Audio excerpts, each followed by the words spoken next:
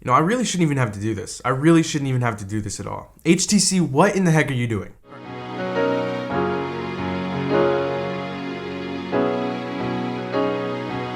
Alright, so this is my second rant video, my first one being about the Google Pixel and Pixel XL. But in that video, I did state that I would end the year with my SIM card in that phone, meaning it would be my daily driver for the rest of the year from when it came out to the end of the year. And that held true. I really did use the heck out of that phone. And even though I ranted about the phone, I still actually really liked it. That's not really the case here with the HTC U Ultra. So what exactly is wrong with the HTC U Ultra, and why exactly am I making a rant video about it? So first off, it's a big phone. And I normally don't have a problem with big phones. As you guys know, I like to use big phones, but this one is unnecessarily large. Here is the HTC U Ultra.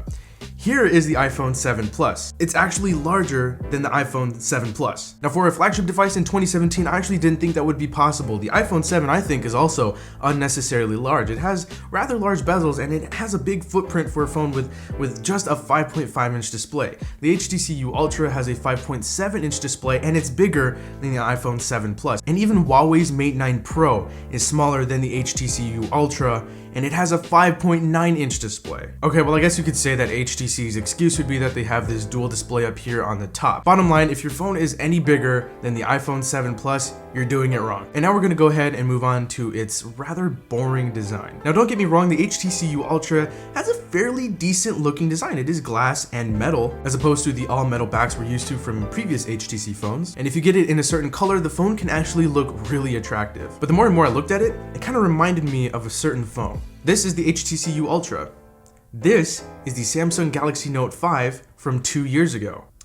Yeah, alright, most people probably won't even pay attention to the back of the phone that often. Take a look at the front. This is the HTC U Ultra. This is the Honor 6X, a $250 budget smartphone. Do you see where I'm coming from? Maybe I'm allergic to this phone. And don't even get me started on the protruding camera bump on the back. This here reminds me of the Galaxy S6. This is really something that the Galaxy S6 suffered from, and this is what made Samsung make the S7 slightly thicker so as to get rid of that camera bump. But at the end of the day, is it really a big deal? Not really. So no more metal unibody, we're looking at a completely glass back here on the U Ultra. Now while it might look really good in online photos we may come across, when it's all shiny and glistening, you can see yourself in it, that doesn't translate into real world usage. This thing will, as you can probably guess, get loaded up with fingerprints. Now I have the white model of the HTC U Ultra, and I got the white model specifically so that you can't really see as many fingerprints, or it won't look as nasty as it would on the blue model, for example. Of course, you'll still see the fingerprints, as you can probably see here on the camera now. Doesn't look all that great, so in the end, I'll probably throw a skin on it anyway. Yeah, it doesn't look that great. But HTC is well aware that users will load this thing up with fingerprints and it's just gonna end up looking nasty. So what they did was they actually included a microfiber cleaning cloth in the box. I kid you not, it's right here, look, microfiber cleaning cloth in the flesh. While that might be a really nice thing for them to do, just stick with metal. I mean, it's been a signature thing for HTC to put metal on their phones, and to go to glass is kind of a questionable move.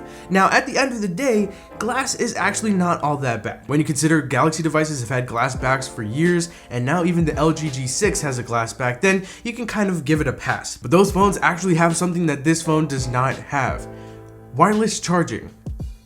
What? If users have to put up with a glass back, why not just give them wireless charging? Now I know there are some of you guys out there that will say, oh, the lack of wireless charging really doesn't mean that much, and on top of that, the glass back probably doesn't mean that much either, because I'll probably put a skin or just throw the phone in a case. Alright, so since I don't really want to waste any more of your time, I am sneezing my face off, and I am in dire need of a box of Kleenex, I'm gonna go ahead and run through the rest of the things that I really don't like about the HTC U Ultra right now. Alright, so next up, no headphone jack. Yes, on the HTC U Ultra, there is no trace of a headphone jack. This phone isn't super thin, so I really think they could have included a 3.5mm headphone jack.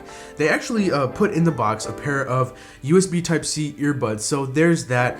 They're really trying to be Apple at this point, but I mean, we still have a 3.5mm headphone jack on the Google Pixel. We have it on what is going to be the Galaxy S8. We still have it on the LG G6. I don't understand why they had to copy Apple on this point and remove the headphone jack. And they're not even really copying Apple. They're actually copying Leico, but we'll leave that one for Apple. Next up, there's no water resistance. Now, this is something that I feel every flagship in 2017 needs to have. Apple last year finally equipped their phones with water resistance. LG even took the step and they equipped their phone with water resistance. Why couldn't that be one of the things that HTC copies? colors. Sony's been actually doing this for years, but unfortunately consumers don't really care too much about Sony phones, but since Apple did it and Samsung did it, now everybody I feel should be doing it. They've perfected the design, giving us really nice designs on their phones while being water resistant. They don't have to have flaps or anything covering the ports. Everybody should be able to do it now, and this is something that I think the U Ultra really needs. Now I just want to take a moment to mention something that this phone has I'm very confused about. One of its biggest selling points is what they call the dual display. Basically what we have here is this secondary display up top here, and you can display your time, notifications, application shortcuts, contact shortcuts, music controls, and even your weather. Now there's probably a small percentage of you out there that are probably like, oh, that's a pretty cool feature. I kind of like that. I think that's a good idea. HTC, good job. But that same little percentage are the people that actually don't know about the LG V10 and the LG V20. Those phones have this secondary display and they do pretty much the same thing. It's nothing really new here on the HTC U Ultra. From what I've seen, it doesn't really do anything differently or better than on that phone. I don't know why they felt the need to put that on this phone. When I was using the LG V20, the only thing I used the secondary display for was to put my name up there in a cool font. It looked cool, but I had no actual use for it. So to put it on a phone for 2017, to copy LG and put it on your phone and make it a main selling point just boggles my mind. So HTC pretty much took a page out of LG's book and of Apple's book, Leiko's book, and decided to add the dual display and remove the headphone jack and not really add anything else. They couldn't even give us a jaw-dropping design. It's very basic. While it does look very nice and sleek and smooth for a $750 phone, I don't think so. But HTC, you're not Apple, you're not Samsung, you're not even Google. You can't just put out a phone and have everybody flock to you and start buying it. HTC has to be very careful with the choices they make for their smartphones. Take a company like LG for example. The G5 was a bit of a flop in my opinion. Now this year they have the G6, so the preview unit that I have, I actually really like it. And they did a fantastic job. They fixed a whole bunch of things that were wrong with it, and I think the G6 is going to be a really good phone this year. But the HTC U Ultra just doesn't have anything that would grab me and say, look, you need to buy me right now. I'm a good phone.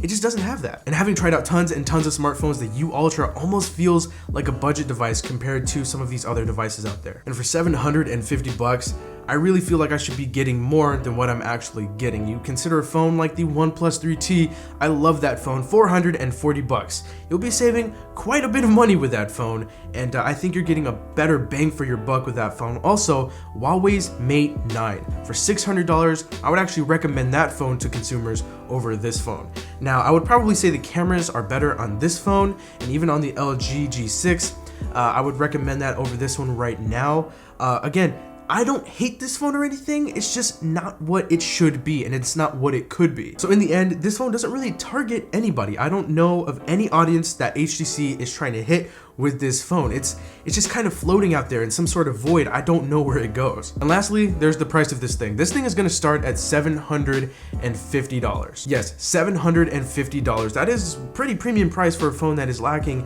in quite a few categories. Now, I will say that the phone does have a lot of good things going for it. The camera on it seems to be really good from what I've been testing so far. It has expandable storage, which is nice. It has stereo speakers, so it has a lot of good things going for it, but I think the bad outweighs the good, in my opinion. The HTC U Ultra, while it's a really nice phone and I do like it, it just doesn't do anything for me. I'm just kind of like, you know, that's what it is now. I've set such a high standard for smartphones now, and this one doesn't really reach it that much. So that's pretty much that's pretty much it for this review. This is not a review, trust me. That one is coming, and you'll hear a lot more nicer things about the phone in the review. Let me know what you guys think of the HTC U Ultra down below in the I was about to say the description, down below in the comments. Was I too harsh on the phone? Did I go easy on it? Let me know.